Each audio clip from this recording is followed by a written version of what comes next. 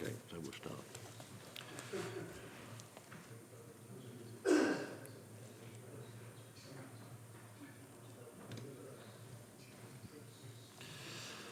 Good evening, members, and good evening, ladies and gentlemen. Welcome to this meeting of District Development Management Committee.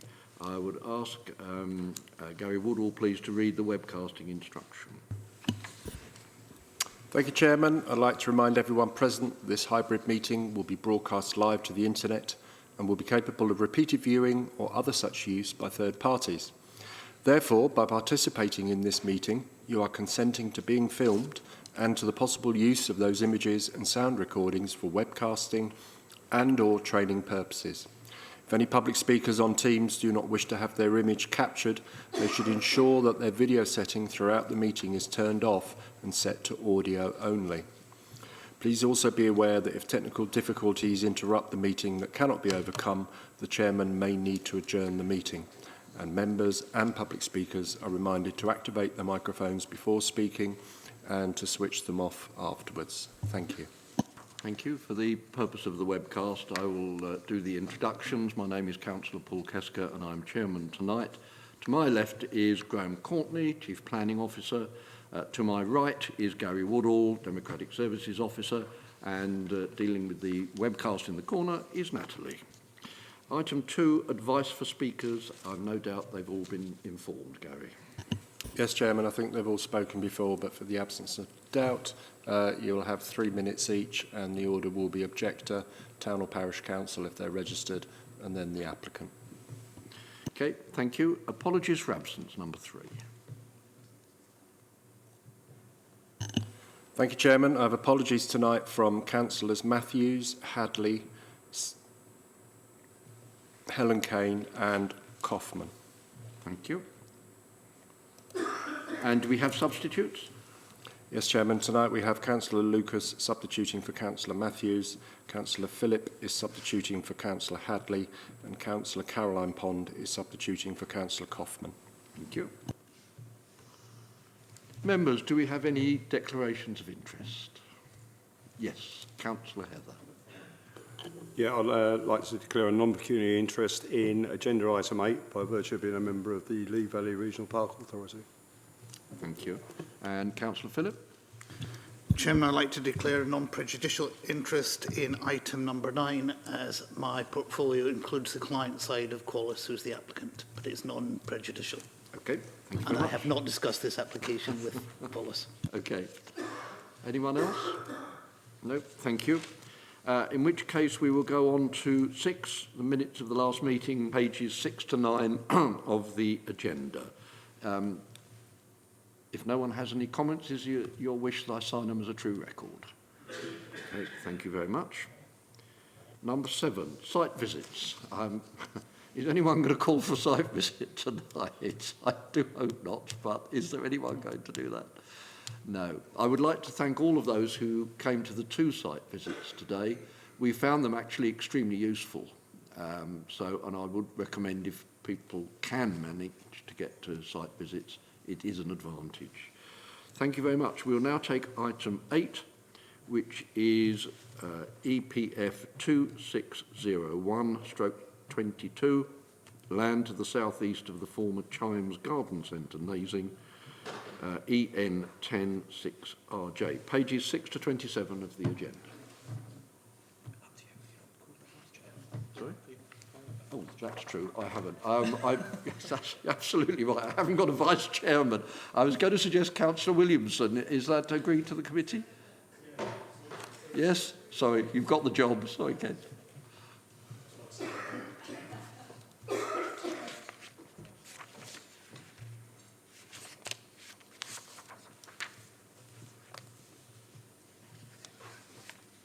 I'd go this side if I were you. I think you can see them better that side.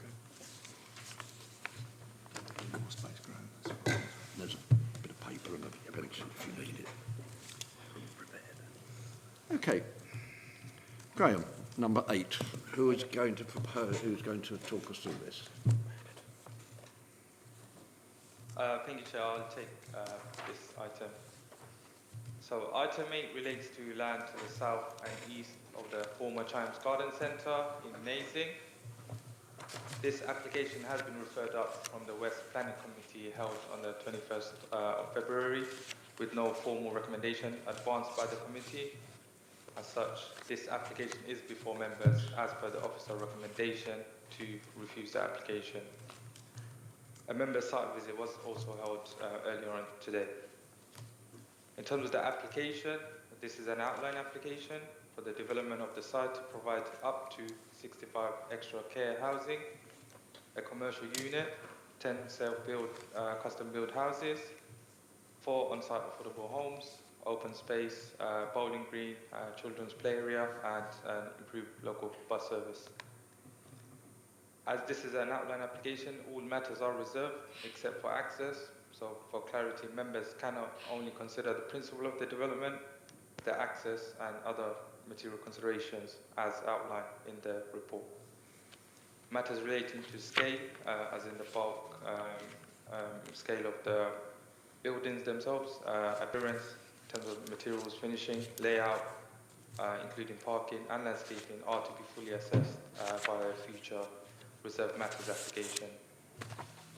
Just another point to note is since the publication of the agenda, the applicant has revised the proposed financial contributions, and Mr. Courtney will expand on this point later on in the presentation. Just turning to the slides, here we have the location plan outlined in red.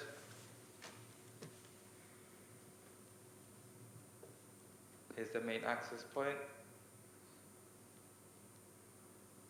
And maybe, members may be aware of phase 1 over here.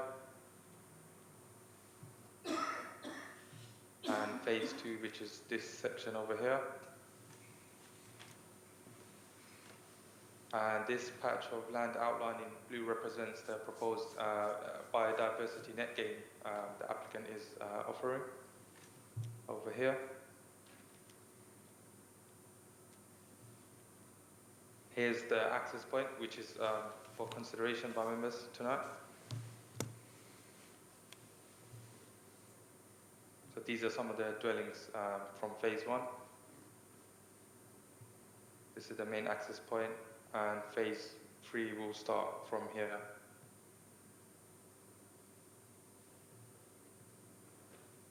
Here's an indicative master plan of the proposal. So you have the main access over here, going along here. There's a secondary access point over here. Chair, apologies. Could we look at that lights down for contrast? Okay. Natalie, can you turn the lights down? Great, thank you. Okay, So please go on. Just to summarise the case, the proposal is clearly inappropriate development in the Greenbelt. There would be additional harm to its openness and would conflict with the fundamental purpose of keeping land permanently open in accordance with the requirements of the local plan and the framework. Now, these harms must be afforded substantial weight against the proposal, and very special circumstances are therefore required to clearly outweigh this harm and any other identified harm. This, I'll refer to very special circumstances as VSC. So this VSC test sets a very high bar. One of the core VSC presented by the applicant is the need for extra care housing. As mentioned in the report, the council's evidence base identifies a small need of some 120 extra care units until 2033. This is the end of the local plan period. Now, members may be familiar with the Froggle Lane site in Chigwell, which has been allocated for approximately 105 specialist dwellings. Together with this allocated site, some of the other larger allocated sites that would come forward, this small identified need, in officers' view, would be met during the local plan period. So in other words, this unallocated site is not needed for the council to deliver the required specialist dwellings. Of greater, wider public importance is protected in the Greenbelt, which is a protected national asset as well as a local asset, given that 90% of the district is designated as Greenbelt. This is reflected in local and national policies. Now, officers have reviewed the case including the very special circumstances advanced by the applicant, and are of the opinion that they do not outweigh, never mind clearly outweigh, the substantial harm that would be caused to the green belt. Consequently, the very special circumstances necessary to justify the development do not exist. The proposal is therefore contrary to the framework, to the policies of the local plan, and as per paragraph 11 of the framework, given that green belts are a protected asset, and I have outlined a clear reason for refusing the development, in officers' view, the tilted balance or the presumption in favour of sustainable development in this instance is not engaged. I shall now pass over to Mr. Courtney, who will expand on the financial contributions and close the presentation. Thanks, Mohammed. Can you just pop the... That's it. Perfect. So, yeah, as Mohammed pointed out, there's been some further alterations in terms of the financial contributions. So just a very quick run through the background of this. Obviously, we accept that this isn't a suitable site for on-site affordable housing or significant on-site. There is a small amount of on-site being proposed. But we accept that it's not a suitable site for on-site affordable housing. Just to remind members, our policy requires 40% affordable housing on a site of this scale. When we accept that there's no on-site, it should be off-site contributions, and when that's not the equivalent of the 40%, then obviously we need viability appraisals to show how much can be afforded and can be provided. There's been a lot of work on this. We've had independent viability consultants looking at the submissions. The latest assessment of this, again, that changed over time. I think initially the proposal was for 500,000 contribution towards affordable housing. The latest assessment that our consultants undertook concluded that there was, including the various contributions in here, there was just over 3 million could be provided. At the previous West Committee, we had just under 3 million was being proposed, which included 1.5 million towards affordable housing provision. That has now increased slightly, so it is now 3.384 208, as you can see here, and that includes 1.7 million towards affordable housing. That is the equivalent of, remind me, Mohammed, I think 18%, is that right? 18.8, 82%. Thank you. Yeah, so 18.8. So obviously it's still significantly below the 40%, but as I say, we accept that the viability appraisals show this is the most that can be provided. One thing that I did raise at the West Committee, and it caused a little bit of concern and some additional information submitted by various people, including the Parish Council, was just I was just highlighting to members some of the contributions within that are being proposed. Largely those that have been highlighted here. But I just want to make it clear we are not saying that we don't want to accept this money. We are merely, as officers, putting forward to members that these are matters that you do need to consider as to whether these are appropriate, whether this is what we want to be seen having the money put towards. As I say, we are significantly below the 40% affordable housing provision here. So actually, there is argument that we would prefer to see money put towards more money put towards affordable housing, but we are not recommending a refusal on viability. We are not recommending a reason for refusal on the lack of affordable housing provision, and we are not in any way suggesting that we don't want to accept the money as proposed. But ultimately, you as members need to be content on what that money would go towards should approval be given. So just to run through those, the areas where we raised were there's 158,000 proposed towards the community transport bus within Nazin, which I understand is a service that is currently running. It's a well-used service, don't get me wrong, but obviously it is a sort of local benefit. We've also got 165,000 towards the Nazin Community Centre. Again, very good local need there. We're aware that the community centre, the previous one I think was condemned actually, if I remember rightly. So obviously they are looking for a new community centre. So again, see that, the benefit there, but again, local benefit as opposed to a district-wide benefit in terms of the affordable housing provision. The only other two highlighted ones there, one is the BNG off-site contribution. This site, whilst there is a policy around ecological net gain, this site isn't actually required to meet the national requirement for BNG, which is biodiversity net gain, because it was submitted before that became a requirement. And we did have some queries around whether £350,000 towards that is relevant, is required. That actually did drop to 150,000 at the last West Committee, but I do note that it's now increased back up to 350,000. And then the last point was the 89,000 for the Lee Valley Regional Park Authority. That was something that the authority asked for.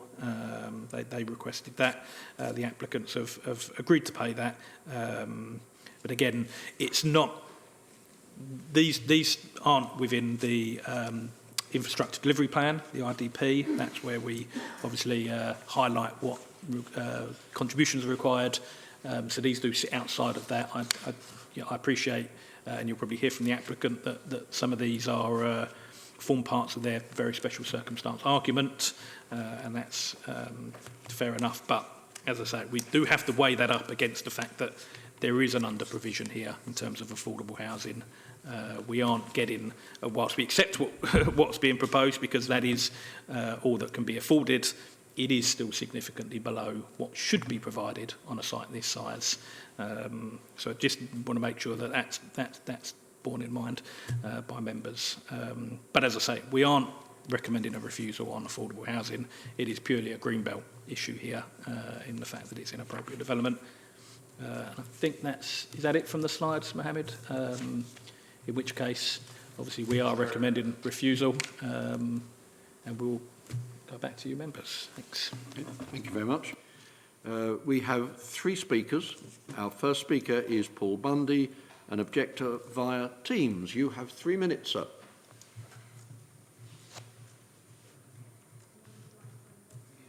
You're muted. You're on mute, Mr. Bundy. Thank you. I thought I came off. Apologies. Good evening. I'm speaking on behalf of some of the Phase 1 residents. Their views are as follows. The residents of Phase 1 ideally would prefer there was no development on site. But they all understand, that if development is going to take place, they wish it to be in their best interest for the people living there. Should the committee approve the retirement village, it will provide outside recreation space as shown, access to the nature reserve for the existing residents, where there is no outside recreation space for them at present. The residents also recently found out that part of the retirement village site was formerly landfill, and without the redevelopment going ahead, the land will never be remediated, as it will cost millions of pounds to do so. We do not see anything in the committee report about the land being contaminated. We do question this. This matter is very important to the residents. Also, we've recently discovered that the Phase 1 developer built the houses without a valid access road planning consent being in place. We understand that this application for Phase 3, if it's approved, will lead to this being regularised and therefore good for our homes. Without the adjoining site being remediated and the planning for the access road being regularised, our houses are blighted and they will have difficulty in selling their homes. should they wish to move in the future. There is also some other considerations that the residents would like the committee to consider.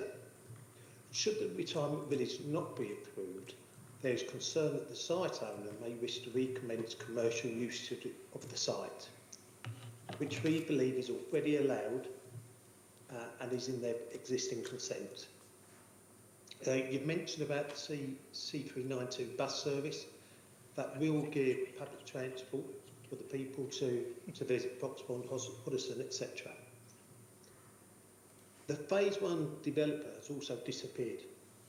Has not completed the estate road, as you've seen when you was there today, and it has not installed street lighting. The retirement village developer has promised to complete this as part of their submission. In summary, the residents believe the planning application benefits far outweigh the negatives.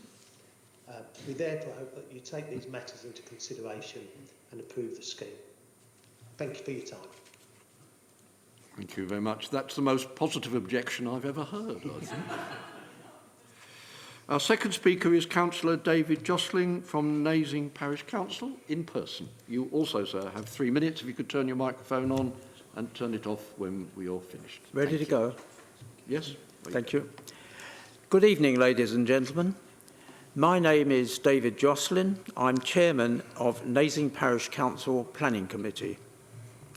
I spoke at the Plans West meeting on the 21st of February, and since I anticipate that everyone has seen the webcast, I won't simply repeat my previous observations. First, however, as is stated on page 14 of the officer's report, Nazing Parish Council strongly supports this application. Council's reasons.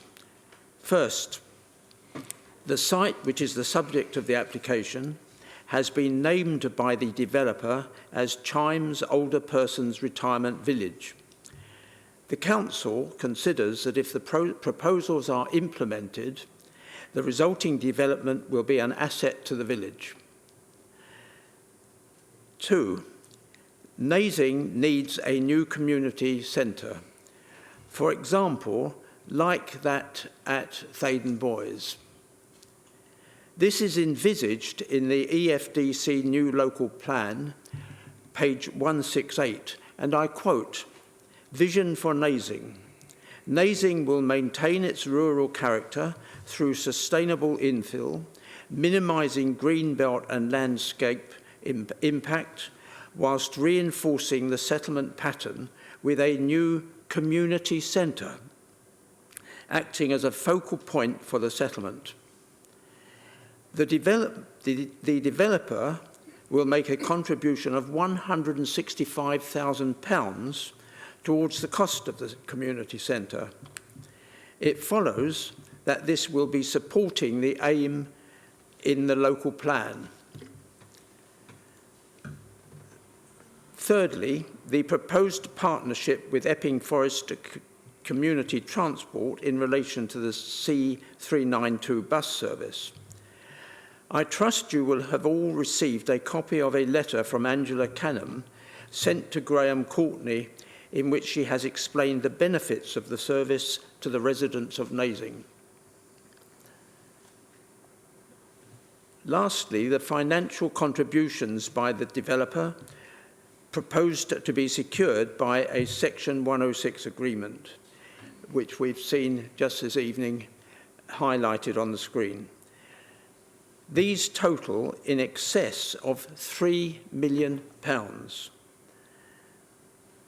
including £1.7 million to provide affordable housing elsewhere in the district. Please, members of the committee, consider this application favourably and grant consent. You will no doubt appreciate that if you refuse permission, all the various advantages to the district in general and Nazing in particular will be lost. Thank you. Thank you very much. Could you turn your microphone off, please? Okay. Graham, did you have something to say? Yeah, sorry, Chairman, and obviously it's ultimately your decision, but I just want to make it clear for all the members here that obviously our constitution allows for one objector, one town or parish council representative to speak, another authority, or and one applicant / somebody in support. Mr Bundy, who spoke there, clearly was not an objector. He actually does work with Mr Ellerbeck, so I just want to point out that actually this seems like a slightly unusual and unconstitutional way of having more than one speaker speak in favour, but ultimately, Chairman, it is your decision as to who is allowed to speak. But I just wanted to make that very, very clear, because it doesn't sit right with me, unfortunately. Go. Chairman, Mr Bundy was registered by Sheila Johnson, and I went back to them twice because they just wanted to register to speak, and I said, well, we've got the applicant's agent, we've got the town parish council, you have to be an objector, and they did eventually confirm they were objecting. Okay, hold a minute. Our constitutional expert here probably is Councillor Phillip, so perhaps we could ask him to comment. Chairman, I have a real problem with this one because the Constitution was designed specifically to allow for a balanced contribution to the debate by having an objector and having the applicant. So you've got both sides of the argument. Yeah. It was recognised that parish and town councils deserve to have a voice in their own area as well. Yeah. Hence the reason for that. And obviously any statutory consultee who also wants to be it. I have a real problem with this, and I think we are in danger of acting unconstitutionally if we go ahead with this, because that was clearly not a speech of objection to the application. It doesn't strike me that we're actually hitting a balanced approach here. I think I'll leave it up to you, Mr Chairman, whether we've already had a speech in favour and whether we do not get any more. I suspect that may also be fraught with danger because the other registered speaker is the applicant. It's difficult to know what to suggest for you, Chairman, but as I say, when I heard what the so-called objector was saying, it clearly was not an objection. That's clearly not in line with what's in our constitution, so I have a problem with this. Okay. I must admit I do as well. There was two people who wanted to speak. There was Councillor Heap and you were next on this one, sorry. Go second, Councillor Heap. Yeah, go on. No, I was just saying, when you said he works for Mr Ellerbeck, is Mr... With. All right, with Mr Ellerbeck. Sorry, is Mr Ellerbeck the owner? Sorry, just explain. For what firstly, I don't necessarily think, I'm not saying I personally have any objection to Mr Ellerbeck speaking. It is his application.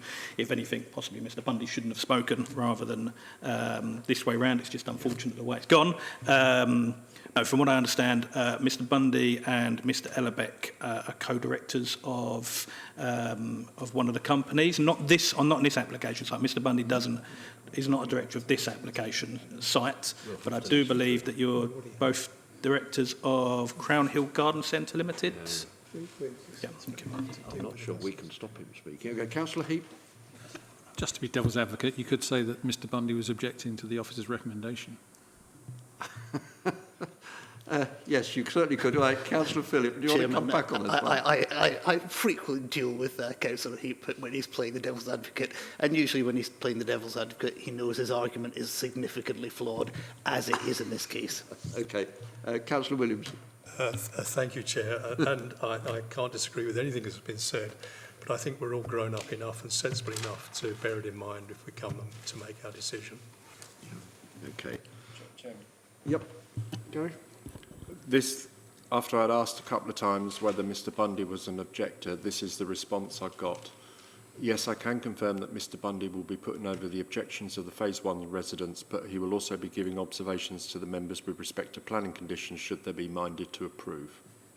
So that, after asking twice whether he was an objector... Yeah, I find myself in a certain amount of difficulty here. I mean, the trouble we've got, either myself or any member of my team, is that we ask someone if they're an objector, and if they say they're an objector, we register them as an objector. But we did have it once about 10 years ago where someone registered as an objector, and within 30 seconds of speaking, it was clear they were not objecting. But I don't know what else we can do other than just sort of like confirm to people that, you know, you are objecting. No, okay. I think, oh, sorry, yep. I think, Chairman, we're in danger of making heavy weather of this. The main issue would have arisen if someone who genuinely objected had been prevented from speaking because of the speech that was made. I don't think there's any suggestion that's the case. I agree with Councillor Williamson. Can we please proceed? Okay. Well, I think it would be very difficult not to allow Mr. Ellerbeck to speak, but I think I would ask him to to remember that, in fact, the case 4 has already been made under the heading of objection, which it clearly wasn't, and therefore, unless he's got anything to add to that, I think an extremely short statement would be suitable. Mr. Ellerbeck, just a short statement, if you would. Mr. Chairman, I think under the circumstances, I do know Mr. Bundy, obviously, clearly. I know him obviously from another development that I've done. But as far as the Phase 1 residents are concerned, they've made contact, and Mr. Bundy was speaking on their behalf. So, you know, what he's done tonight is nothing to do with me per se. But I'm in a difficult situation here. I understand what the members have said. I was going to speak, but the last thing I want to do is to upset the apple cart. And if it would be preferable that I didn't say any more, then I'd be happy not to say any more in the interests of fair play, shall we say. So I'm more than happy to proceed on that basis. Okay, thank you very much for that. That's helpful. In which case, members, the officer's recommendation is to refuse. Who would like to start? Yes, Councillor Heap. Thank you, Chairman. So just listening to everything, there's some poison land that needs to be remediated. There's a net gain for biodiversity. There's a bus service that's going to be provided. You know, I'm not really sure why we're objecting to this. If it's affordable housing, which we're told it's not an objection by the officers, then we only have to look to Qualis to see that 40% is not something that you need to aim for specifically. And they seem to be getting up to 18.8%, which is pretty good compared to some of the things that have been going on in Epping. So I'm of the mind that this should go ahead. It seems to have appeal. It's bounded. It's not going to expand anywhere past its borders at the moment. I'm thinking I'm going to approve it. Thank you. Councillor Phillip. Thank you, Chairman. I must admit I'm gobsmacked to hear one of our Green councillors arguing against Green Belt policy. I think we should put this into context. We adopted last year our local plan. We spent a long time in that local plan doing significant work on it. We resisted as far as possible take of Greenbelt and changing of Greenbelt boundaries. This site, as with others on the borders of Nazing, was assessed around where the Greenbelt border should be. This was not included. This was specifically ruled out as less good than other places. There are other developments scheduled and in the plan for Nazing, for which contributions could go to the Nazing Community Centre. So let's take that one off. I struggle with it being an 18% affordable contribution, given that 1.7 million, and we're looking here at about 80 houses, 80 dwellings, plus some commercial stuff. So 1.7 million in that context doesn't feel like 18%. So 18% of 80, well, let's call 20% of 80, 25%. You're looking down about 17 houses. Are we really saying that we can build affordable housing at 100,000 a dwelling in Epping Forest? I struggle with that. I don't think it's 18. I don't think it's anywhere near 18%. But the key part here is we're talking about Greenbelt. We put in place our local plan to protect our Greenbelt, so that we would not be taking Greenbelt for other development, regardless of how good the benefits are. There is plenty of land available for development within Epping Forest over the period of the local plan. It's land that's allocated for development. As the officer mentioned, there's actually land allocated for assisted living dwellings within the district, which removes any need for this additional development that covers that form of living. That means we have no special circumstances. That means we're looking at a development that is sitting on Greenbelt. And let's not go down an argument that says Greenbelt is only Greenbelt if it's pretty Greenbelt. That is irrelevant. Greenbelt's not Greenbelt only if it's pretty. It's not Greenbelt only if it's not non-contaminated. None of those apply. This is Greenbelt. We produced a local plan to protect our Greenbelt. We should be standing behind that. There are no special circumstances as far as this is concerned. We're not in a position to do it. This would be against policy if we do so, if we decide to approve. And therefore, I cannot see any good reason why we should be approving this. And I'm quite happy to support the officer's recommendation of refusal on this one. Thank you very much. Councillor Pond, I think you were next. Oh, thank you, Mr. Chairman. Well, nothing I've heard tonight convinces me that the officer recommendation is in error. Obviously, a development anywhere could bring some good to someone somewhere, and not least of all to the landowner and his profits. I don't very often say this, but I entirely agree with Councillor Phillip. Like him, I sat through large numbers of workshops on the Greenbelt, and the point that pretty Greenbelt was not the only type of Greenbelt was not new. Many people said it, including people from the west of the district. So I agree with Councillor Phillip, and I will not be supporting this application. Thank you. Councillor Brady. Thank you, Chairman. Well, I did the site visit today, which was very, very interesting. I think there's a few points here. I think this seems to be something where we're being asked that the promise of lots of money should override national Greenbelt status. It seems a very strange one here. It seems that the money is coming uppermost, and this is what is swaying some people to do other things with the money, and that's the end of all that Greenbelt land. I will differ with Councillor Heap here. I've seen the site today. I can't possibly believe that 85 odd houses, or whatever number it is, could possibly reap net gain biodiversity over a huge green field that borders on the river. It's very, very sensitive Greenbelt land here. It may not be pretty at the moment, but it borders on the river, and I think it's very sensitive. It's sort of a fairly high flood risk, if you like, as well. And also I differ again with what Councillor Heap says. I understand that the very heavily polluted land has already been decontaminated and houses built on it. So what we were looking at today, what you see in the picture there, isn't particularly contaminated. But yes, I think the national Greenbelt status should be protected. And again, I can remember this coming to the committee a few years ago, where the grey sort of browny bit there, which is phase 2 that you see now of all the house building, and when we were there today, they're up to roof level on all that lot.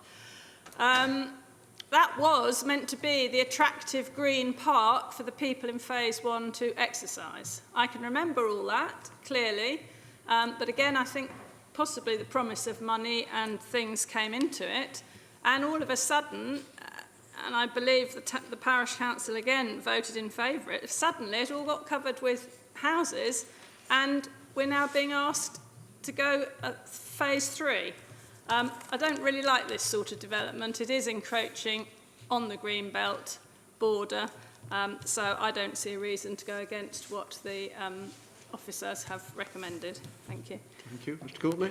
Sorry, I just wanted to clarify something, just because obviously, Councillor Brady, you mentioned there about the decontamination, and actually the northern part of the site that you can see, which obviously is being developed, certainly will have been decontaminated, but actually this part of the site won't have been decontaminated because there would have been no reason to do that. I believe it was a former landfill site. It obviously has been covered over.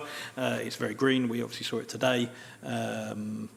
But actually it's not been decontaminated. I suppose the argument is that if there's no houses on it, does it need to be decontaminated? And that's I mean, if there's building on it, then you need to decontaminate it. If you're not building on it, it doesn't actually need to be decontaminated any further than what's there now. But no, actually, I just wanted to clarify that area of land hasn't been decontaminated. Okay. Any other councillors? Yes, Councillor Lucas. Thank you, Chairman. I also went on the site visit today, which I found quite useful. It's good to be able to actually visualise the site and to be able to compare it to what's been built. However, the officer obviously informed us that it is a different developer and this is just outline application, so it would not be able to see the actual design of these dwellings that are being proposed. I fully sympathise with the residents that are there currently because I was fully aware of the fact that the road and the pathway was unfinished, and it was quite clear that the roadway has been left uncompleted so that it would allow for this particular application to commence. I also sympathise with Nazing Parish Council, who quite clearly would benefit quite a lot from this, and I understand why they're in such support. I do think it would be an inappropriate area for the care homes of Nazing. I know Nazing is quite vast, but thinking about where it is, and I know that they're putting the provision in for the bus service, but I don't think it would be very suitable for a care home to access facilities from there. For me, as the officer report is saying, this is greenbelt land. There's no, as you can see on just the drawing that the photograph that we're seeing there, there's no further development to the south of the site. We are just encroaching into the green belt. There is that dark green area is a lake or an overspill of a lake, and to the other side is the river. With the amount of rain that we've had as well, I understand that this is saying it's flood zone 2 and 3, but I think that there will be a large flood risk there as well. And I just, I'm not seeing any special circumstances despite what's been proposed, so I'm leaning towards going with the officer's recommendation. Thank you. Okay. Councillor Whitbread, would you like to contribute? Thank you, Chairman, and apologies. I tended to be here earlier, but it's the joys of electric vehicles, I'm afraid. Obviously, I sat on Plans West when this application was heard before, and I thought it's important because neither of the actual ward councillors are here this evening. I know they wanted to show their support for the application because of the nature of the site that it's on, and I've heard the few comments I've heard have been around the condition of the site at the present time and how that would benefit from some form of development. However, I know, obviously, Chairman, your committee will weigh up the pros and cons based upon the Greenbelt issues as well. I think the key thing here is that balance of decision making and what needs to be done on the site and the benefits that it could bring to the village of Nazing, which is something also that needs to be taken into account as part of the application. But I do understand the deliberations around the Greenbelt and those issues. I think what would be interesting from this evening, depending on your deliberations, would be an idea of what we're actually looking for, because the developer on this site has gone an awful long way to try and meet the aspirations of the local authority with regards to 106 agreements and such. And there is obviously a demand for care facilities in the location. So I think those things have to be in balance, but I know your committee has a difficult decision to make this evening. Personally, when it came to Plans West, my mind was balanced. I tend to err towards accepting the application, but obviously I realise how difficult it is at the same time. Okay, thank you. If there's no other councillors, I'm sure I won't have to remind everyone that the green belt is supposed to be kept, and only very special circumstances should cause us to go against that. So the officer's recommendation is to refuse permission. All those who agree with that, to refuse.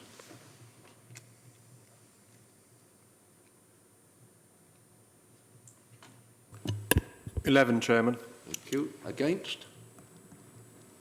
2, Chairman. And abstentions? Should be none, Chairman. Okay, in which case planning permission is refused on the grounds put forward by the planning officers. Thank you, members.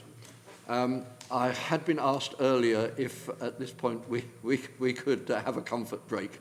Is that still requested, Councillor Pond? Yes, please, Chairman, but this was my suggestion that the question of when an objector turns out to be a proponent of an application, that question be referred to the Constitutional Affairs Working Group. Yes, I think that's a very good idea. Jim, I support Councillor Pond on that. I was just going to respond to Councillor Whitbread's comment about potentially what might be the way forward. I think this is one of those situations where we cannot give a way forward. The committee has been very clear that the value of Greenbelt is important. Development on this area doesn't look like something that this committee would support, and as such I don't believe that there is a sensible way forward that we could offer. Okay, thank you very much.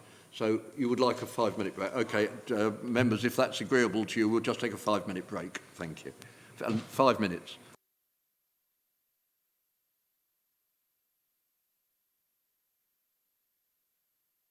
We'll recommence. Our next item is item 9, which is EPF 2913/22, the former Pearls Row Lane Nursery in Loughton, IG10 2NL. Who's going to talk us through that? Graham? Okay. Mohammed, where you go? Thank you, Chair. So item 9 relates to the former Pearls Nursery. This application is before members as it's a major application and the site is also owned by the council. This application was also deferred from the last meeting for a member site visit which took place earlier today. The proposal is for the development of the site for 43 dwellings, including the demolition of number 79 Pearls Lane and associated works as set out in detail in the agenda. So turning to the slides, here we have the location plan outlined in red. So this is the main access point, existing access point. We have 79 over here, and these are the former glass houses. So you have the public right-of-way over here, and the hilly fields open space all across here. So here's an aerial view of the site. So the access is over here. You can see the former glass houses. Here's the public right-of-way. There's an allotment over here. And this is the large hilly fields open space. So here's the proposed site plan. So as part of the proposal, number 79, formerly over here, is to be demolished. There'll be a substation over here at the main access point. The access will be widened. As you go into the site, you'll have a pair of semis over here. You'll have the main block over here. You have a central green space. And the other buildings around, including the northern block over here.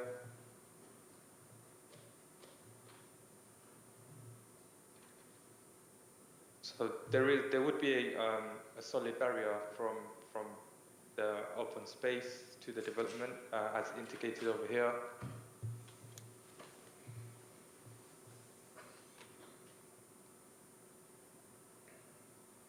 So in terms of some of the elevation designs here, so on top we have the elevation design for the terraces. So you can see there are 2-story dwellings. At the bottom we have the design for the pair of semis, again at 2 stories. So here is the northern block. This is this block over here. So it's 3 stories in height, so a mixed design. with brickwork, contemporary materials.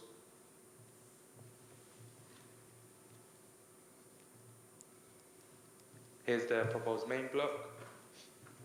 So this is of 4 stories. And this is the block here, this central block over here.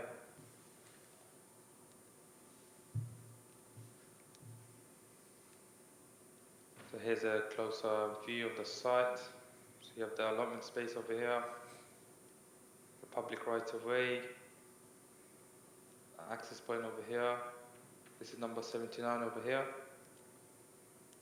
And the former glass house is over here. So here's a closer view of the access point. And this is number 79 over here to be demolished. So here's a plan of the approved outline consent for this site. It was for up to 36 units. So again, utilizing the same access point, and these were indicative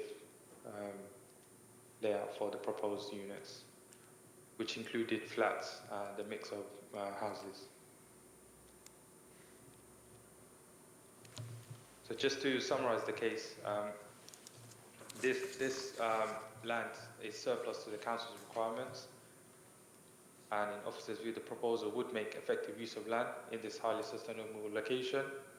I would add that the site, whilst it's not allocated for development within the adopted local plan, it was considered during the site selection process for the preparation of the local plan. However, as there was an extant consent for 36 units, this site was discounted. Obviously, this consent has now expired. And the agents have worked with officers via planning performance agreement to work through some of the issues. This included a pre-application, a design review by the Council's Quality Review Panel, and overall officers are satisfied with the design as set out in detail in the agenda, which is a significant improvement to the scheme granted previously, as before members on the slide. There would be no material harm to neighbouring amenities, to the hilly fields open space in terms of public access to it, and the safety operation of the highway network. The proposal would provide a good level of accommodation for future users, and as set out in the report, there would be a contribution of 381,000 towards local infrastructure, and of this sum, it's open to members to consider which footway cycle improvements the remaining 22,000 should go towards, as set out in the agenda. For these reasons, officer recommendation is to grant conditional planning permission subject to a completed section 106 legal agreement. Thank you, Chair. Mr. End. Thank you very much. We have 2 speakers, but we also have, and I'm minded to let them speak, Councillors Mead and Wixley from this particular ward. Our first speaker is Christine Hollington, an objector in person. You have 3 minutes. Thank you. Good evening, ladies and gentlemen. As house owning residents of Pearls Lane, Loughton, my husband and I would be affected by the proposed development, and our concerns are both personal and perhaps even more importantly regarding the detrimental effect it would have on the living environment and potential dangers to the public. This point is not to dramatise the situation, it is a real problem and needs very careful consideration. From our personal point of view, there would be disturbance not only during the preparation and construction of the planned dwellings, but also afterwards by the considerable increase in road activity on an already very busy road, Pearls Lane. This, repeat, is a busy road which is already congested at peak times. The planned site has an entrance-exit road which presents problems and no doubt real dangers because it gives out onto Pearls Lane on a bend in the road. This entrance exit would also be used by pedestrians, both adults and children, sharing this limited space with incoming and outgoing vehicles. Even with the plans to widen this entrance exit, the plan that it is on a bend cannot be altered. We would like to know what plans are in place with the local highways agency for the use of the site during the building work, as well as after completion. What are they? Access in event of any emergency needs some serious reflection. The extreme dangers are very real and clear. We have huge concerns regarding the disturbance of the water table and the increased possibility of flooding this new construction project could cause to our home. What effective guarantees are you offering against this? The disturbance of digging clay soil has subsidence issues which have great concern to us regarding the effect upon our home and later effect upon the proposed new builds. What measures have you in place to reduce noise and disturbance for us during the construction phase? Are you committing to any improvement to our properties, e.g. higher fences to increase security? Are the trees which currently grow at the rear of our gardens going to be destroyed? Where is the health and safety of current and proposed residents being taken into account before and after construction? With regards to the Section 106 funds which have to be provided by the developer as part of the planning agreement, what funding will go to local surgeries and schools, local transport and residents that will be very much affected by this new development? A health centre and home for the elderly are just opposite the entrance exit, and there are therefore a lot of people with additional difficulties trying to negotiate and access the current area by footpath and road. With regards to our own personal situation, our concerns are sincere and we believe well-founded, as this proposed development would have a negative effect on our own lives and privacy. Thank you. Thank you very much indeed. Our second speaker is Karen Telling, the applicant who is in person. You also have 3 minutes. Chairman, councillors and members of the public, thank you for the opportunity to allow me to speak this evening. The redevelopment of the former EFDC garden nursery site in Pearls Lane is a scheme that we have been working on for a considerable period of time. The aim has been to utilise this area of overgrown and disused land and integrate it back into the community, providing valuably needed housing. The site is very challenging due to the existing 14-metre level changes and boundaries, as the councillors would have seen on site earlier today. We have fully engaged with the LPA in a PPA, undertaken a QRP assessment and held a face-to-face public consultation. Comments raised have all been considered and appropriately addressed by our team of professional consultants in the latest proposals. I will address a few of the primary considerations now. Flood risk. A technical report has been undertaken considering flooding due to the current site arrangement, proposed development and climate change. In summary, the drainage strategy for the development improves the existing conditions. Environmental impact and ecology. The development focuses on an open space and well-being. Each unit has their own private garden or balcony. We recognise the importance of the adjacent open space hilly fields and have ensured the development sits below the existing tree lines. The ecology on the site has been reviewed over the last 3 years with regular reporting. Animal species are being protected, relocated, and vegetation enhanced with natural planting to increase the biodiversity on site. There is a focus on mitigating any harm to the forest. All car parking spaces have an EV charger, and we have included in sustainable travel incentives and secure bike storage facilities within the development. We have already been assisting the local adjacent community garden, which will remain unaffected by our proposals and fully appreciate the local benefit that this scheme provides. Site entrance. The entrance to the development from Pearls Lane has been widened significantly to ensure clear visibility when entering and exiting the site, along with some localised highway improvements. The widening includes the demolition of 79 Pearls Lane, and we have been working very closely with the adjacent owner to minimise any disruption the works will cause on them. Pedestrian and vehicle movements have been fully separated, and the movements of emergency and refuse vehicles fully tracked onto and throughout the site. The scheme has been through a full viability assessment and provides 15% affordable housing and £381,000 in Section 106 financial contributions.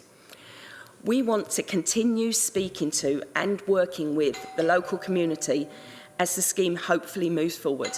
Thank you for listening. Thank you very much. Could you turn your microphone off, please? We have Councillors Mead and Wixley who would like to speak on this. Councillor Mead, I believe, is somewhere online, if you would like to speak. Thank you, Chair. Are you able to hear me? Can you hear me? Yes. Thank you. So I just want to make a few comments as the ward councillor there in Fairmead.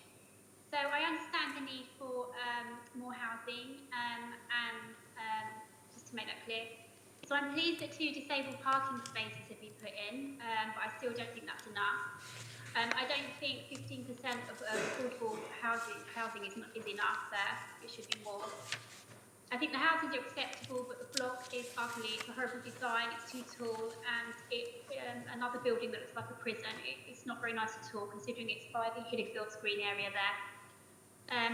I think the 72 communal cycle stands are too many, and perhaps another disabled space would be better use. I still don't believe there's been enough consultation about the effects of the very well thought of Grow Community project, and it's a great shame that it will affect this site to the extent it will due to the land levels. I do get quite frustrated when officers say that one should expect overlooking in heavily built up areas, because we should try to design buildings cleverly so they don't cause overlooking. There are also balconies on the flats, which again I dislike in built up areas. It causes noise, mess and overlooking. There's the section 106, 381,000, I don't think is enough. GP services are already stretched, £136 per year per person for GP, it's 11,696, that's not going to go very far.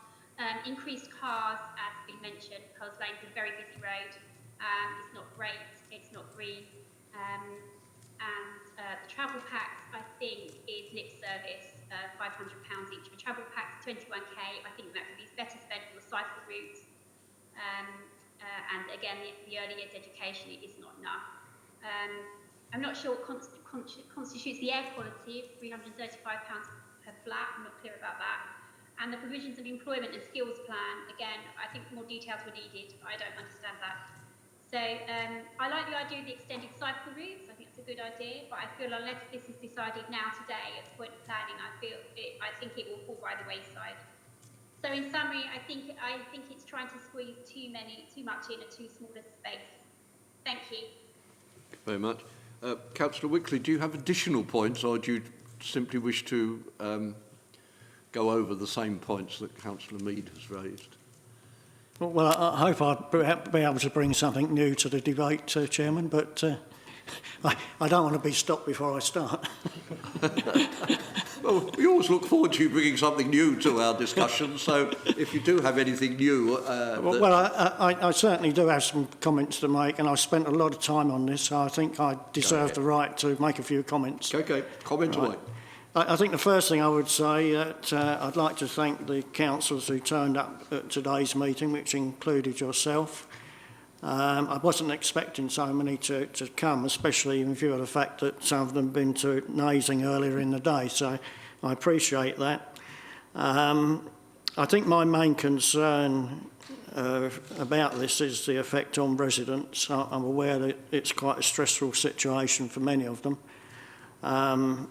I think my comments will perhaps be centred around to perhaps some adjustment of the conditions. And I don't know if I should declare an interest here, but Qualis, mainly in the shape of Karen, who's here tonight, did contact the relevant ward councillors, so Councillor Mead and myself. So I have been quite involved in discussions with Karen over the last, I think, couple of years, so nodding in agreement. So, and on the whole, that's, I think, been quite positive in a number of ways. I do have some reservations, however, but I'll go on to that later. I think one of the first things which has been mentioned is the entrance to the site. I did point out today, I don't know if Councillor's got a chance to see it, but It is on a bend. It's a concealed entrance sign, which is just up the road, and as I pointed out, that gets covered in vegetation.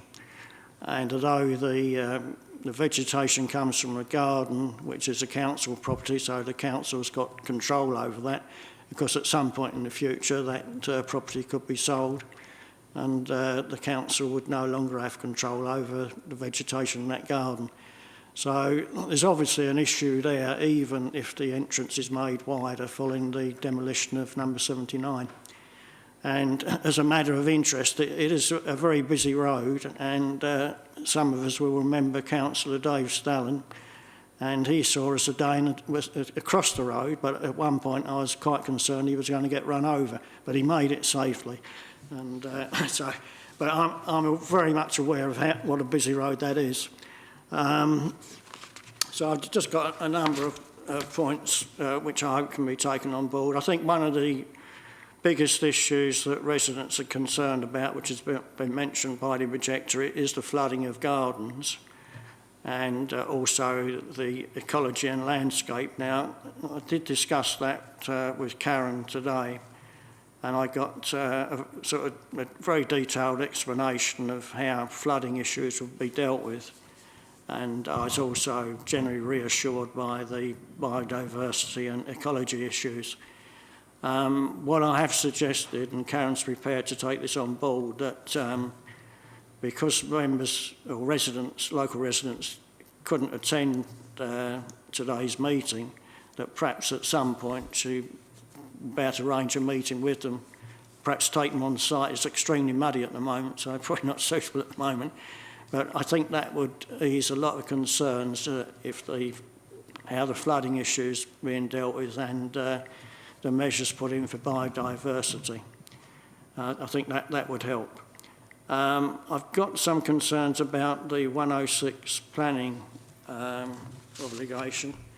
In particular, I'm very surprised that it doesn't appear to be any money available for health facilities, and there's a surgery directly opposite the entrance. There's a dentistry not far away. We all know that health services are under pressure, but from what I can see, there isn't any 106 money going towards financing those. So I would like that to be looked at again. And I notice on the education side, it appears only to be for sort of younger years children at sort of primary education level, but nothing for secondary school education. I was a bit surprised by that as well. So there are a couple of things I'd like to be looked at, either by extra money if that was possible, or perhaps rejigging of some of the money which has already been set aside for various things. So that's another issue. I was quite impressed. There are some concerns about loss of trees. I think that was covered today. In fact, the trees that will go are non-native, so don't have the same value as native trees. And I understand that there will be some planting of trees which will be native. I don't know if there's going to be a net loss or net gain of trees. I hope it could be a net gain, but I'm not sure about that. But I would appreciate that if that was the case. Just looking over, yeah, I noticed there are a couple of important things in the conditions regarding biodiversity issues, and I particularly welcome the employment of an ecological clerk of works. I think that would be beneficial. And it also, I don't know how this would work, but it suggests that a big biodiversity enhancement strategy by a qualified ecologist. I've already mentioned the entrance situation. And I was also impressed that the lighting would be environmentally friendly as regards noise pollution, presume. I think that's really everything of the notes I've made.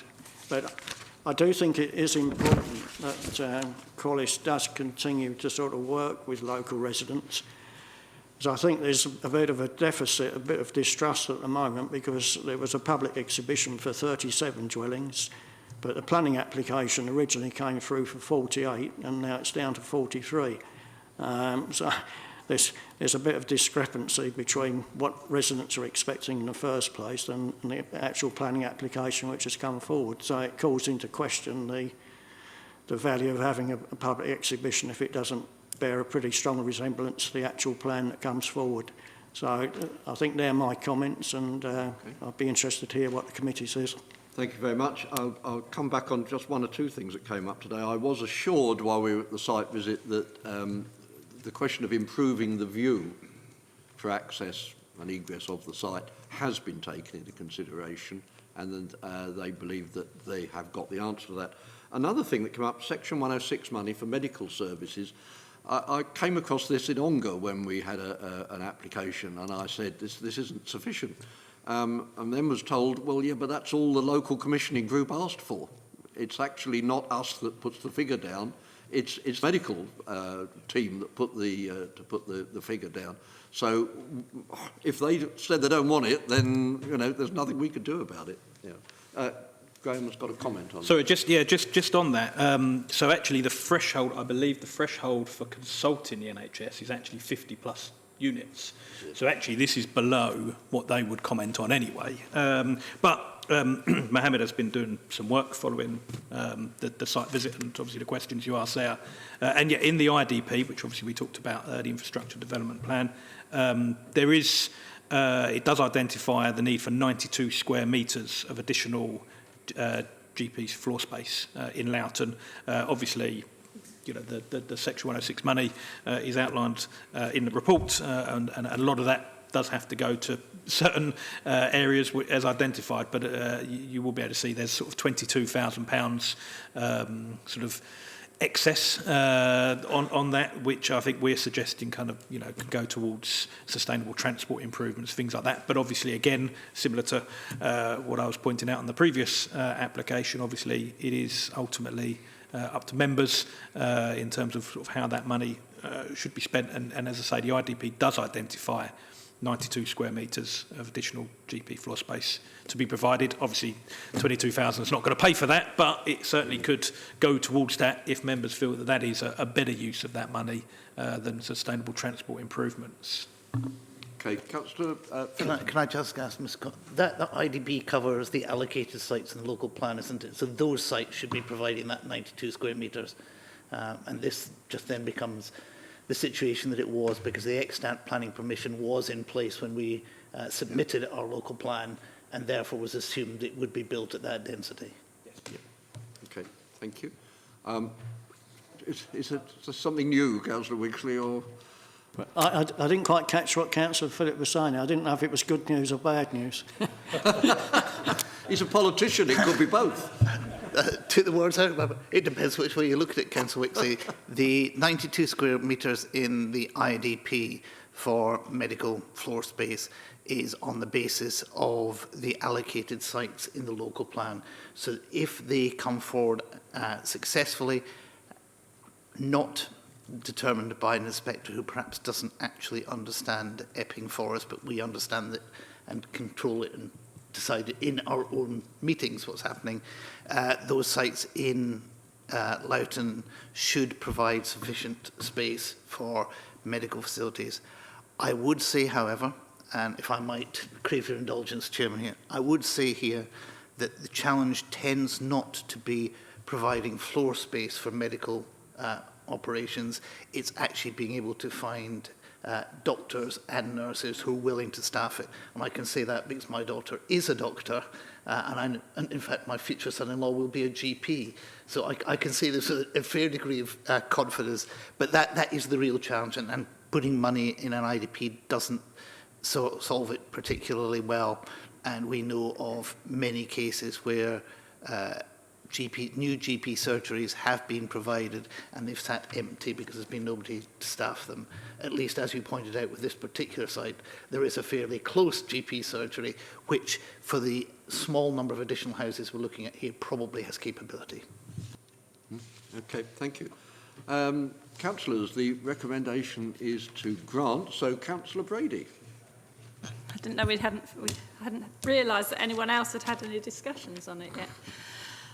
Yes, I went on the site visit today. I think we're really just discussing the difference between the planning application that was approved in 2015 for 36 places, and this is just 7 more units on top of the 36. Oh, yeah, 7 more units. That's really the big discussion. Obviously, there's a slight change of design here, because we were told that not everybody wants a little house with a garden, that some people would like a very nice flat with a very nice balcony. I gather there was a bit, and there is a huge change of the design between the little houses, isn't there, and the flats. They don't seem to marry very well, so I do understand what the councillor up there on the screen was talking about. They are quite different. But again, I think that possibly reflects what people want to live in. Some want a modern flat and some want a traditional-looking house. So I'll pass over that. We're told that the four-storey flats are really being cut into the hillside, so a lot of soil is going to be either removed or moved. So the taller flats are really being cut into the hillside. So the taller one on the left, the grey one there, which is 4 stories, is really 1.5 stories into the hillside. So it shouldn't have too large an effect. And the other block of flats, which is for 3 in the corner of the site there, to be honest, when we went on the site visit today, it looked like every single house along the boundary that we were looking at had all gone up into their lofts, and they were all 3 stories anyway. So I don't think that will be very different, and there is a big gap of a garden between everything.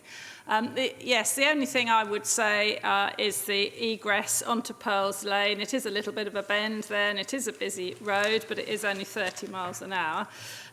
It looked from where we parked our cars today. At the moment, there's no yellow lines at all on that main road, and I would say that it really looks like, when it comes to it, that highways could do with some double yellows there, so that there's absolutely no threat of the limited visibility that there is being limited anymore, but that isn't within our hands. So I think, on balance, it's a very secluded site here. All the years I've lived in Loughton and everything, and I really didn't know it was there. I think it's quite an ideal site, actually, for such a development. And at the moment, you've just got tons of concrete there where all the greenhouses were once. So something needs to be done with it. Thank you. Okay. Graham, do you want to come on Yeah, just on a couple of matters, just for clarification. You mentioned, obviously, about the... you mentioned, obviously, about the significant cutting in of the land, which is true. There is going to be some significant cutting in to allow for the flats, but I understand it's going to be levelled. The land's going to be levelled out. It's going to be cut and fill, so we're not going to have significant exportation of materials from the site. It is a somewhat undulating site, so I think it's going to be levelled out from that. The other thing I just want to point out, that Councillor Brady mentioned, was about the yellow lines. Condition 13, which is the requirements of Essex County Council, actually one of those is the implementation of a red route parking restriction along the western side of Pearls Lane for about 60 metres north. So they are keen to have that. I mean, again, technically it is down to Essex to actually do the works, but they have asked for it. It is in the condition. And then just while I'm on the microphone, just come back actually a couple of points that Councillor Wixley understandably raised some concerns around the ecology and the flooding on the site. Obviously, did say that there'd been quite a discussion on that. But I just want to point out, obviously, we have had consultation responses from Essex County Council Place Services, from our land drainage section, and there is no objection to that. So I just wanted to make sure more members are fully aware of that, because we know we've had circumstance before where we've refused on technical reasons without the support of our technical experts, and that can cost us an appeal. So I just wanted to point that out. Okay. Who's next? Councillor Pond? Oh, right, okay. Yeah, thank you, Chairman. Thank you for the site visit, which, although somewhat muddy underfoot, was, I think, valuable. I've got a couple of points on this which may or may not be of interest to the committee. First of all, I think although the 4-storey blocks are to be sunk into the ground, and no doubt due process taken against flooding, I think they are too large, and I think they are extremely ugly. We are supposed to be having regard to place and to continuity and to comparability of design. That's enshrined in the new NPPF, and Area Plan South refused an application in Chigwell at its last meeting on that basis.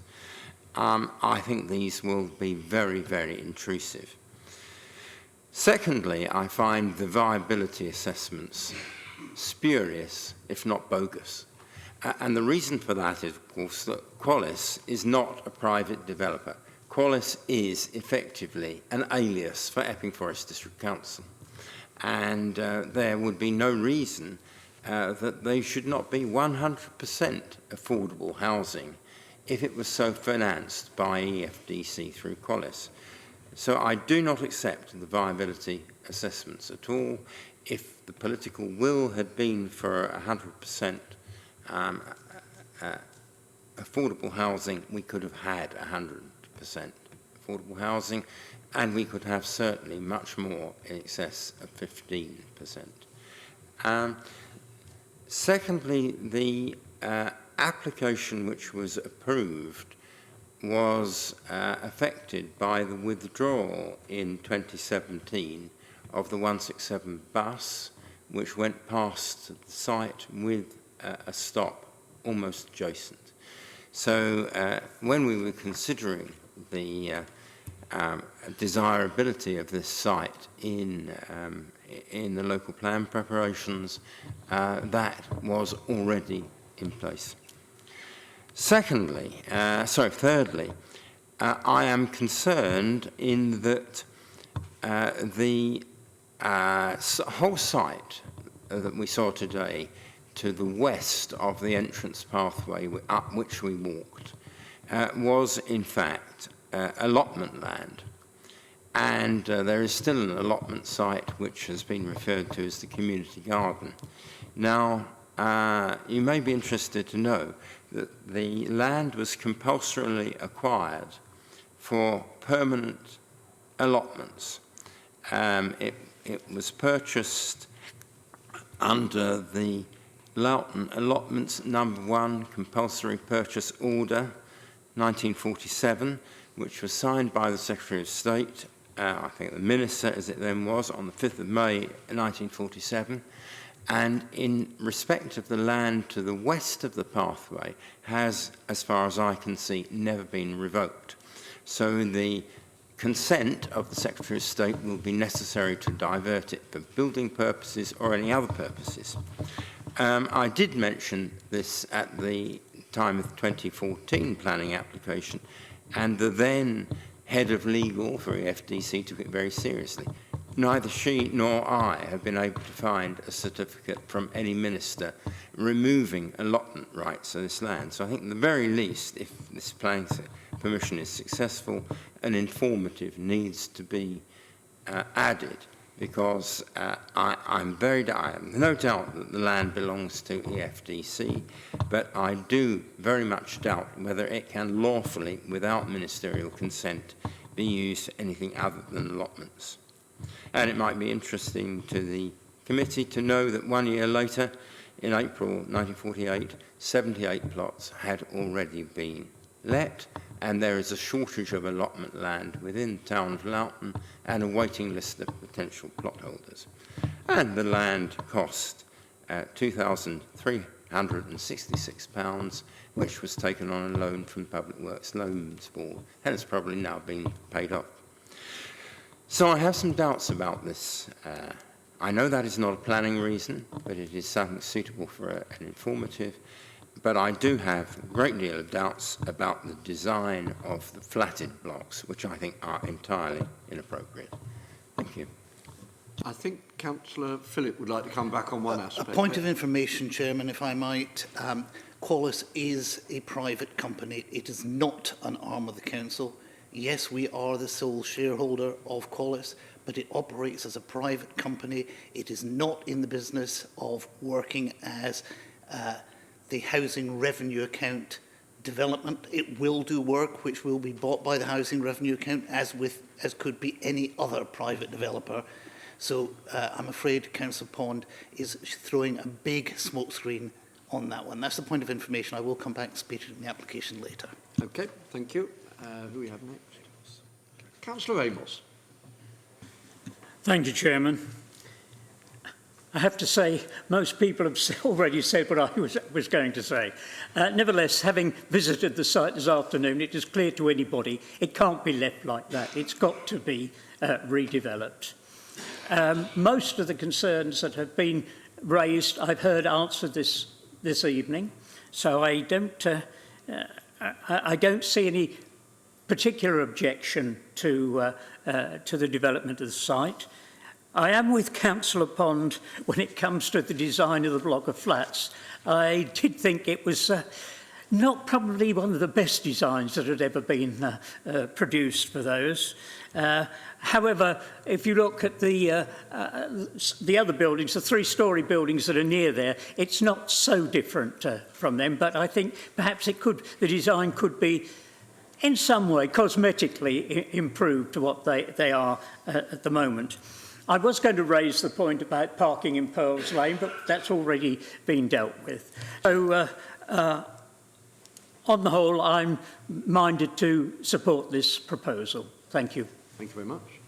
Councillor Lucas. Thank you, Chairman. I was just going to make a couple of comments that haven't yet been discussed, and really just to reiterate that I'm in agreement with the councillors, the officer's recommendation and the report. I've looked in detail at the conditions because I was taking into consideration a lot of the objections and a lot of the things that Councillor Wixley has raised and the objector that spoke this evening, because it is important that we take those into consideration. And I do have to also lean towards the fact there was a previously approved application on this site, and a lot of those matters would have been the case had that development have taken place, i.e. the disturbance, the risk of ground movements, etc. I do think also they've all been covered in the conditions. I've looked in detail that we've got obviously the standard ones, but there's specifically the construction management statement, which will look in detail of how it's actually constructed, and all of those that will need, all of the considerations that will need to be taken place. Highways, looked in again. One of my first things was to look at the highways officers from Essex County Council. They currently don't show any have no objections. We've also got the red route that has been proposed in the conditions as well, and also with regards to drainage, that's covering that. So I think that under the circumstances of this is a site that would have been previously developed under its previous planning application. It probably would have been put in the local plan, but it would had that not have already had the permission at that time. It has been approved for 36 dwellings with both flats and houses. So with the conditions that have been put on this application, I would agree with the officer's recommendation tonight. Thank you. Thank you. Councillor Whitehouse. Thanks, Chairman. There are 3 points I wanted to make on affordable housing design and amenity. I do share the concerns of some members on not meeting the full amount of affordable housing. We've had 3 quality sites now at Waltham Abbey, St John's, and now this one, which haven't delivered the amount of affordable housing set out in the local plan, despite the fact it's always been 40% when the land deal was done and for many years beforehand. And something isn't working properly if consistently what was went through examination isn't being delivered in practice. In terms of design terms, it strikes me as sort of design where an awful lot will depend on materials, and it could look very mediocre with poor materials, or relatively decent with good materials. It'd be helpful to hear a bit more about what the materials will be and how it will ensure that's delivered and not value engineered out of the process. Amenity is raised in the report, and there's acknowledgement there that the amenity standards perhaps aren't what we'd usually look for, but there's a great big amenity space next door. Because of that, it strikes me as a missed opportunity that there's not direct access from the development to the public right-of-way into Hilly Fields. I appreciate there's a level difference, so there's challenges there. But in terms of active travel, pedestrian permeability, all the stuff that's in the local plan, it seems to go against policy, to force people to funnel out the same entrance the cars do and then have to go round the block to actually reach the amenity space, which is compensatory for the fact there's not so much space in the development. And I was going to ask about the communal space in the middle, which is given as advantage. And the contour lines seem to indicate it's quite a big mound. And I wonder how actually usable that is as sort of useful amenity space, and perhaps we could have a comment on that as well. Thanks, Chairman. Graham, would you want to come back on those points now, or Mohammed come back on that? Well, in terms of, one thing I can certainly speak of is the direct access to the open space. That's something that we very much explored. It was very early on. It was sort of raised by planning officers that that would obviously be beneficial. That's something that we would certainly be looking for. It just wasn't practical. The problem is because of the change in the topography there, because of it being cut in and the retaining walls, and I believe there's some third-party ownership as well. I think that would need to be crossed. It just we raised it. It was explored, and it just wasn't possible. Obviously, yes, it is inconvenient that you've got to kind of walk out of the estate and down the road and then back into the open space, but it's not that far. It would be better if if there was direct access, but it wasn't possible. In terms of the open space question, I might hand that one over to Mohammed because he's probably better placed to answer that, hopefully. In terms of the central green space, the actual details are to be agreed should consent be granted tonight. There is this section here which has a level change, but the remainder of the element is usable as indicated over here. And in terms of the materials, it is open to, do recall there was a condition requiring details of the materials, but it's open to members to indicate which external finishes they may wish to see here. Hope that answers the questions.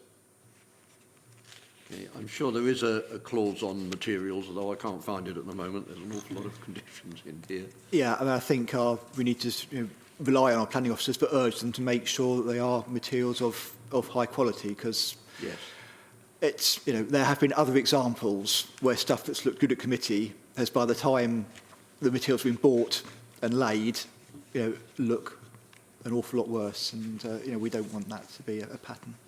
Okay.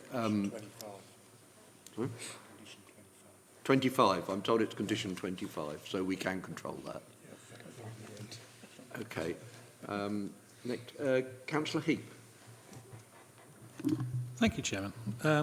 Well, no surprises here. It's Qualis, so there's insufficient affordable housing, insufficient contribution to anything else, and no doubt they'll be back in a year saying they can't afford even what they've promised. I think, in terms of design, as everybody's mentioned it is absolutely hideous in every single regard. So I would say no just for those reasons at all. Everybody's talking about a previous planning permission. It's lapsed. It's not relevant. It doesn't count for anything. And I was going to say something else. Well, you can always give way and come back later, Councillor. We'll all still be here, back. Don't worry. I'll come. Graham would like to come back on that, so perhaps that will give you a chance to think. Actually, I wasn't going to come back on anything that Councillor Heap just said. I was just going to go back slightly to the discussion around materials, as was pointed out, condition 25 requires materials, but that does require the materials to match those that have been already submitted. It may be useful if we suggest, as planning officers, that that be amended to read that they need to be submitted and approved by us prior to the standard one, just so we can make sure that those materials are the quality that members would like. But if we suggest it, then you don't have to take a vote on it. So that's why I'm putting that forward. Yeah. Right, okay. Councillor Heap wants to continue, I think. So yes, the only other point was it's not needed in the local plan, so we don't actually have to say yes to this at all. Okay. However, the proposal has been made that we could, as a committee, vary condition 25. I'm surprised it doesn't actually say that it should be approved by officers. So the details, yeah. I suppose it comes to the same thing. Yeah. Okay, it's just the wording. Okay, I'm going to follow on here. Councillor Phillip, you were next. Thank you, Chairman. Just a few things. So I'm probably one of the two people on this committee who actually sat in the committee when we discussed it and approved it, so myself and Councillor Pond. I do apologise for not making the site visit today, but I did visit it in 2015, and I don't suppose the actual output has changed significantly. It hasn't changed at all, Councillor Phillip, I can assure you, except it's a bit wetter. A bit wetter, possibly, yeah. So I do remember that. I mean, one of the things that does need to be pointed out is that actually from the 2015 approval, the access is significantly better due to the demolishing of number 79. So I think that's a real improvement. We've already talked about modification to one of the conditions. I think what might be useful in the construction management plan is actually also talking about routing of the vehicles into the site. Probably don't want them coming down and turning right into the site rather than coming up and coming left. So if the committee was happy to add that to the construction management plan, I think that would be a positive thing for everybody. Councillor Heap, as usual, successfully misunderstands the local plan. This site is not in the local plan because it had extant planning permission at the time and therefore was included in the numbers that we expected to build, and therefore that allocation is required by the local plan because we expected to have it. I know Councillor Mead mentioned the figures for air quality. That is the set level for contribution for air quality in the Epping Forest Special Area of Conservation Plan. So that's what drives that number. Viability, always a key thing. Viability, particularly on brownfield sites, tends to be more difficult to achieve than the greenfield developments. As such, there tends to be higher pressure on that, and that does then, as I think Mr. Courtney mentioned on the previous application, mean that we have to have a viability assessment submitted to us, which we then analyse. So anybody who says they think it's not analysed correctly are saying that they are more of an expert in viability than the experts who do it all the time. I'm sorry, I don't believe that. It doesn't matter how good they are. It's not their profession. They don't do it. The affordability, yes, we've got 6 dwellings in here as driven by the viability assessment. If we reduced the number of dwellings on the site, you would reduce the number that would be available for affordable housing. I'd prefer it was more than 6, but if that's what the viability assessment says and we can actually get those 6 in a good location and we know people want to live in Loughton, personally I'd much prefer Thaden Boyce, but people do seem to want to live in Loughton. If we can deliver affordable housing for that, then that is a positive thing. And the only other thing I'd say about this application, design can be somewhat subjective. This has gone through the quality review panel and been reviewed by them. We have a way forward. The suggestions by Mr. Courtney to modify condition 25, I think, are a sensible one. There's been a very clear steer on the committee that making this look good is a key thing, and I'm sure the applicant will have heard that. And if there's things that can be done to make it look as good as possible, that is a positive thing. But overall, as Councillor Lucas said, we're looking at a small increase. We're looking at a significantly improved access. I don't remember the highways requirement of red route on the previous application, so that's an improvement as well. There's a mix of dwellings there. I think that's very positive. If you drive around there, as I do frequently, there is a real mix of dwellings in that area. And overall, I think this is a great use of land that currently and for the last few years has been doing nothing for the district and doing nothing for that area of Loughton. Okay. But I'm going to ask Councillor Baldwin, and then Councillor Wixley, you can come back if you want to add something. Councillor Baldwin. I just wanted to clarify that I know that Councillor Heap said that the permission in 2015 had lapsed, but I believe that is not the case. Is it still implementable and extant, that permission?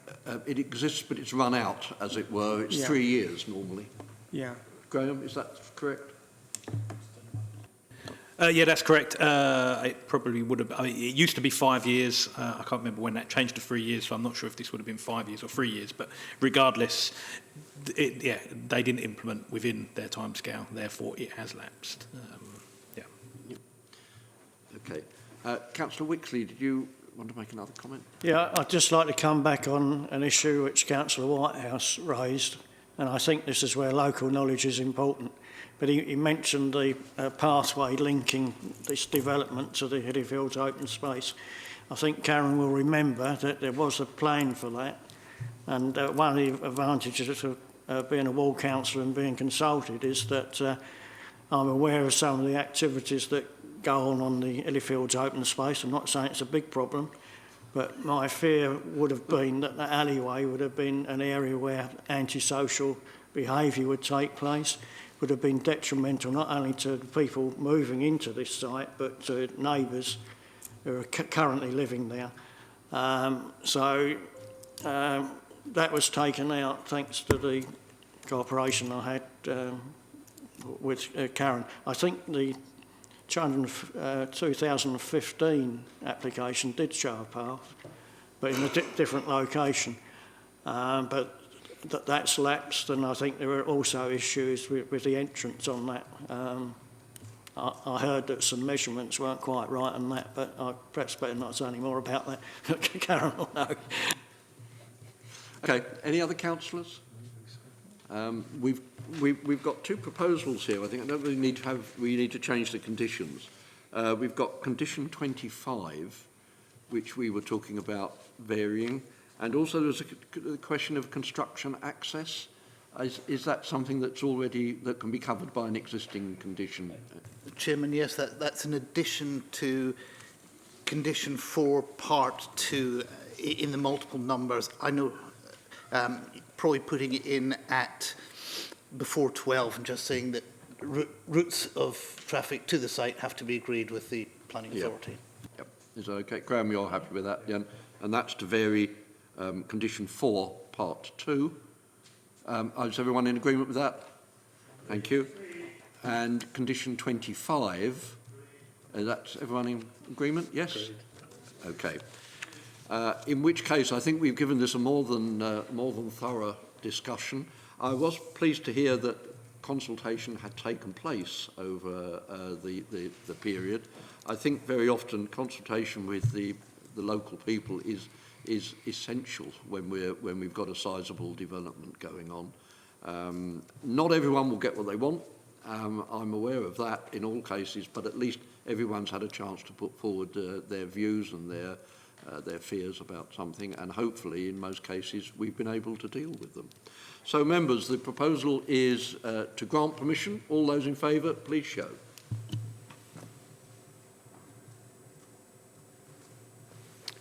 Ten, Chairman. Those against? 3, Chairman. And abstentions? Shouldn't be any. We have 13 tonight. In which case, planning permission is granted. I think now we have any other business? Not tonight, Chairman. That's good. And number 11 is exclusion of public and press, and there's no reason Not for required, that Chairman. either. Sorry? Not required, Chairman. We can now exclude ourselves. Yes, I think that's probably the best thing. Anyway, thank you, members, and for those who spoke, because this has been an interesting and informative meeting. So I thank you all for your efforts. And I close the meeting at 8:47, I think, according to my watch.